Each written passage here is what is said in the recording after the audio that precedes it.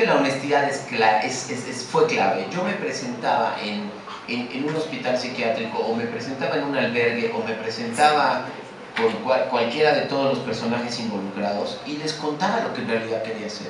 Y yo les platicaba la película que traía en la cabeza y les decía el objetivo que yo tenía con la película, es decir, contar la historia de este hombre y todo esto que digo un poco también, por supuesto, de lo que para mí significaba. A lo mejor, no sé, en realidad es una reflexión muy interesante a quién estaba hablando en términos de definir esa sociedad. Pero la honestidad y este trabajo previo de investigación es como uno investiga y luego uno todo lo tira, lo deja por allá y uno sale con su cámara. Y cuando sales con la cámara, lo que te decía, descubres que no te afliges, o sea, te digo, parecería que la dificultad empezó verdaderamente cuando aparece, porque me rompió todos los esquemas. Y entonces yo decía, en la noche, el principio de la película, esta primera secuencia, es el momento en el que don Carlos, yo digo don Carlos, cuando yo lo encuentro, don Carlos, ¿y por qué no vive en un albergue? Yo ya había conocido ese albergue, las tomas del albergue, los establecimientos, están filmados antes de que yo encontrara a don Carlos. O sea, ese albergue ya para mí era materia de la película. Tenía 3 personajes esquizofrénicos, interesantísimos, que iban a hablar de lo que ellos pensaban que podría ser la condición de don Carlos. Esa era mi manera de abordar. ¿Cómo abordaba esta película sin don Carlos? Bueno, a partir de quienes hablan de don Carlos, desde los enfermos mentales, desde estos personajes que están relacionados con él, etc. Entonces, cuando don Carlos, yo le digo, bueno, obviamente siempre es un poco como, o sea, el primer instinto es, ¿cómo le ayudo? ¿Qué puedo hacer por usted? ¿No? Entonces yo le dije, bueno, yo conozco un albergue de don Carlos que si usted quiere, véalo, conózcalo, es de puertas abiertas, si usted quiere se queda y si no tal. Y entonces don Carlos accedió y la película empieza ahí. Buenas tardes.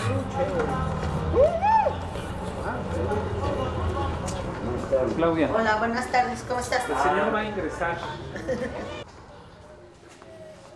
Buenas noches, chavos. Buenas noches.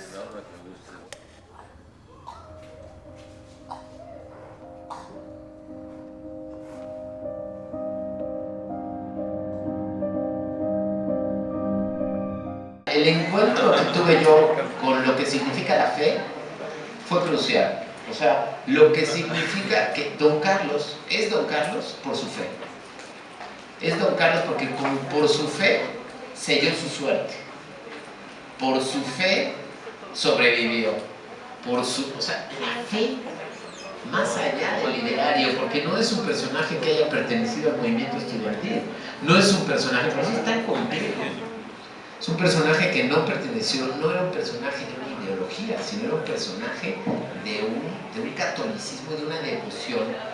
Tan es así que, bueno, me lo preguntabas, de la conexión que tiene con el libro Cristero, con Héctor, que no es más que una novela bucólica menor de un personaje que lo convierte en el héroe, que es un chavo que crece en el campo y en Guanajuato, en los caminos de León, Guanajuato, ¿no? Y se convierte en un héroe cristero que efectivamente, bajo la premisa cristera de morir por Cristo Rey, ¿no? De México, el gobierno, por eso don Carlos dice el gobierno político de México, porque esa manera de definir el gobierno es la manera en la que los cristeros definen al gobierno de México, es el gobierno político de México, ¿no? Entonces, al querer desterrar a Dios del país, entonces los cristeros están dispuestos a dar su vida. Y eso es lo que conecta con don Carlos, ¿no? En tu reino, hágase, Señor, como voluntad en la tierra como en el cielo. Danos hoy pan nuestro de cada día, perdona nuestras ofensas, así como también nosotros perdonamos a los que nos ofenden. Detrás de cada movimiento hay un hombre dispuesto a dar la vida para influir en el movimiento. El problema que llegó a presentar inclusive internado Carlos Castañeda de la Fuente era que él buscaba adaptar el libro de Héctor con lo que tendría que ser su vida diaria y ese era su problema. Por eso el gobierno lo vio como alguien que estaba afectado de sus facultades mentales, pero también en apariencia como un riesgo potencial.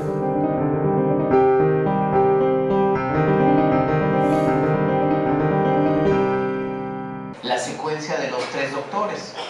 Es una secuencia puesta en cámara desde adentro. Eres un paciente que ve pasar a los doctores a través de la ventana y los va persiguiendo. Entonces eres un paciente que está viendo a estos doctores que caminan y los esperas desde adentro y se meten. Y entonces ya los acompañas cuando están adentro. O sea, había una manera formal, por supuesto, de sentirnos pacientes para poder entender estas figuras que partían el patio por la mitad, ¿no? No, y luego, ¿cómo dicen los doctores? No, es que Fulgencio aquí fue feliz. Claro. ¿Cómo puede ser feliz? ¿Cómo sabe el Eso era doctor feliz. que puede ser feliz? Claro, y luego lo ves a Fulgencio, que justo lo filmé ahí, por ejemplo. Le digo, oiga, don Fulgencio, ¿qué le parece si vamos y me cuenta cómo estaba aquí? Obviamente don Fulgencio, bueno, llegó y me dijo, sí, claro, tal. Y llegó, se sentó ahí, bueno, es la parte más siniestra y macabra de todo el rodaje, la tuvimos esa noche. Eso Porque fue un instinto, ¿no? Decirle, aquí estaba Fulgencio, ¿por qué no se viene para acá? eso lo bajas de bote pronto. Eso es de O sea, bote, es así de... in situ. Ajá. Dices, ¿dónde quiero? Aquí era oiga, don Fulgencio, ¿y le parece si platicamos mejor aquí en la celda? Sí, pues venga. ¡Pum! La celda, y Nacho entonces le mete una luz, el fotógrafo le mete una luz que viene por la ventana, totalmente de ficción, o sea, armamos un set de ficción que además en ese momento yo ni siquiera sabía que luego iba a tener imágenes reales de él detrás de esas rejas. Y O sea, lo juntas en la edición. y es fuertísimo, y es... ¿no? Entonces... Es un movimiento de cámara, ¿no? Ah, bueno, eso es increíble, o sea, me encantó, por ejemplo, entonces empiezo con un punto de vista. Entonces vamos viendo una ventana, vamos viendo y de repente vemos que es una celda y de repente vemos que es una mazmorra y luego vemos otra mazmorra y luego pareamos y vemos a un hombre que escupe, además en ese momento como si yo me hubiera dicho, oiga, no, fíjate, mira, cuando la cámara vaya ahí, usted escucha. Es su territorio, ¿no? O sea, como yo soy de aquí, ¿no? Entonces, y suelta su... ¿Y es el cual estamos escuchando? Esta área, pues la verdad sí es tenebrosa, ¿eh? Sí, sí. O sea, de principio era la zona de aislamiento, de castigo, pero si el paciente venía psicótico era automáticamente Además, entrar pues, aquí. o sea, pacientes que realmente eran peligrosos. Así que nadie ¿no? quería tratar. Claro. La casa, la residencia de Fulgencio. de Ahora, mucho sí, tiempo. Fulgencio era feliz Mucho aquí. tiempo. Te lo trajeron para acá, me parece, sí, a don Carlos, por intentar matar a un presidente, pero no lo mató. Pues bueno, sí es una reflexión, digamos, en ese sentido, a partir de quién era el que estaba enfermo, ¿no? ¿Quién era el loco? Porque los síntomas de la esquizofrenia están planteados en la película con Díaz Ordaz, no con Carlos. Pero de lo que estoy más orgulloso de esos 6 años es del año de 1968, porque me permitió servir y salvar al país. Les guste o no les guste, con algo más que horas de trabajo burocrático, poniéndolo todo, vida, integridad física, horas, peligros, la vida de mi familia, mi honor, el paso de mi nombre a la historia, todo se puso en la balanza. Afortunadamente salimos adelante, y si no ha sido por eso, usted no tendría la oportunidad, muchachito, de estar aquí preguntando.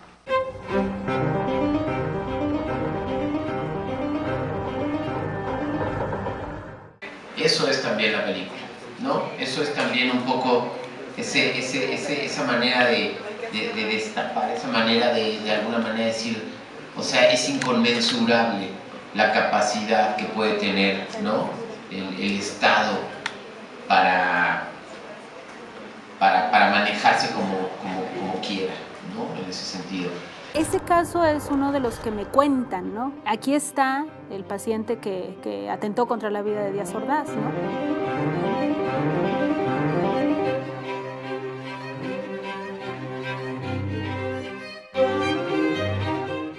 El documental, El paciente interno, yo nunca quise arrojar respuestas, quise aventar preguntas. O sea, es un documental para que cuando termines de verlo tengas un chingo de preguntas.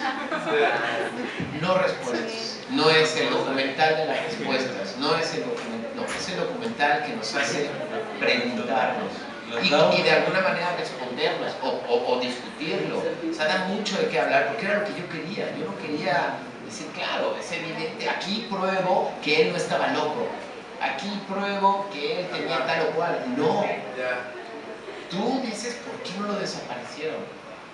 Yo puedo decir porque tuvieron miedo, porque fue Echeverría en realidad, y eso no está en la película como tal, pero el que realmente estaba operado, porque Díaz Ordaz lo que hace es que se inmola por el PRI, o sea, dice, me responsabilizo yo para que Echeverría de alguna manera y el PRI pudiera permanecer en el poder todo el tiempo que siguió hacia adelante, porque ese fue el perdón. Era el secretario de Gobernación. Y era el secretario de Gobernación, el que verdaderamente, y nos lo probó en el halconazo, nos prueba que el verdadero represor y el más hijo de puta era Echeverría, pues, ¿no? En ese sentido.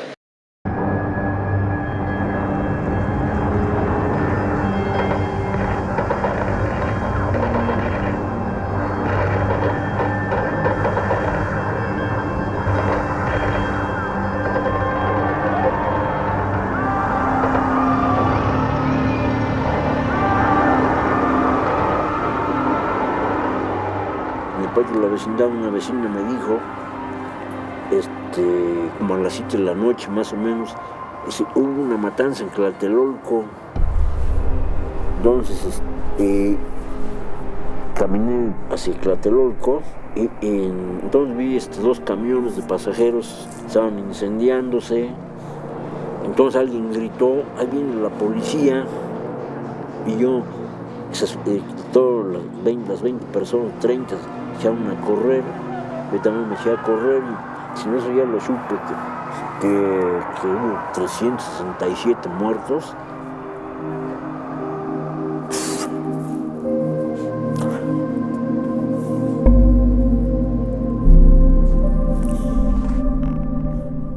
Asumo íntegramente la responsabilidad personal, ética, social, jurídica, política e histórica por las decisiones del gobierno en relación con los sucesos del año pasado. Sus propios psiquiatras consideraron que nunca dejó de pensar que Díaz Ordaz era el responsable de la masacre y que debía ser castigado. Déjame comentarte un comentario de una compañera. Yo no conozco a los colegas del seminario. Pero Pati Chapoy, sí.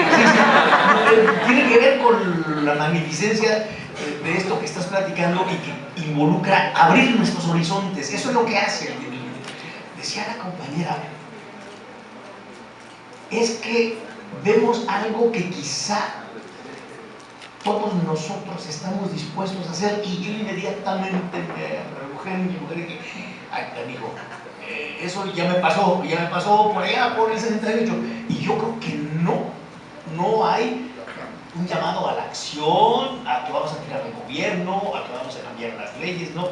Muestras qué ha sucedido y cómo nos hemos movido, incluso gentes que ni nos imaginábamos que esto podía pasar. Te decía, aludiendo a lo que señalabas, es la historia de un aparecido, no un desaparecido, de un aparecido, y lo que nos dice de nosotros es, cualquiera de nosotros podríamos ser. Es una mirada fresca de una compañera que coincide con lo que estás diciendo. Nuevamente, la obra abierta de Eco, ¿no?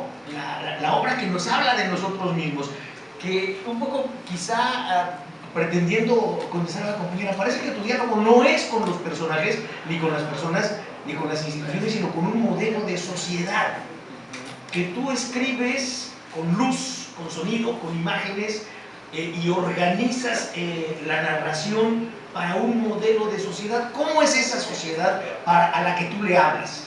¿Cómo somos nosotros en esa imagen del público que te escucha o que no te escucha, o al que te quieres atrapar la atención y decirle, ve esto? Claro. ¿Cómo es? Precisamente es muy interesante lo que dice, porque es una alusión, es lo que yo digo, es decir, es aludir al espectador, aludir a esa sociedad, y esa sociedad es la sociedad de la memoria corta, es la sociedad del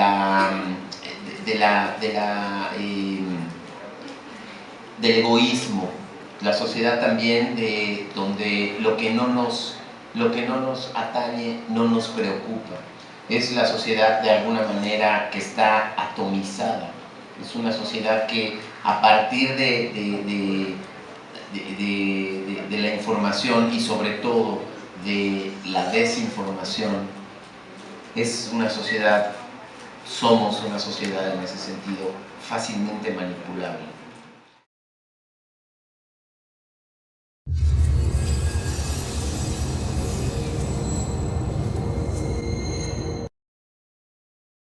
Entonces, de alguna manera también otra reflexión tenía que ver con eso de la enfermedad mental, porque don Carlos, cuando yo me acerco y digo, don Carlos, ¿cómo está? ¿No? Yo llegué así como de, don Carlos, o sea, pasaba caminando, entonces mi truco, digamos, así como lo único que se me ocurrió hacer fue que crucé la calle, él estaba ahí parado, yo iba microfoneado, y ya estaba mi sonidista listo en la esquina, y mi fotógrafo en la otra esquina filmando y tal, y entonces yo voy caminando y, don Carlos, ¿cómo está don Carlos? Y don Carlos, y me contesta don Carlos, pues todos estamos un poco enfermos de algo. Eso me respondió don Carlos. En ese momento yo decía, ¿quién es este hombre?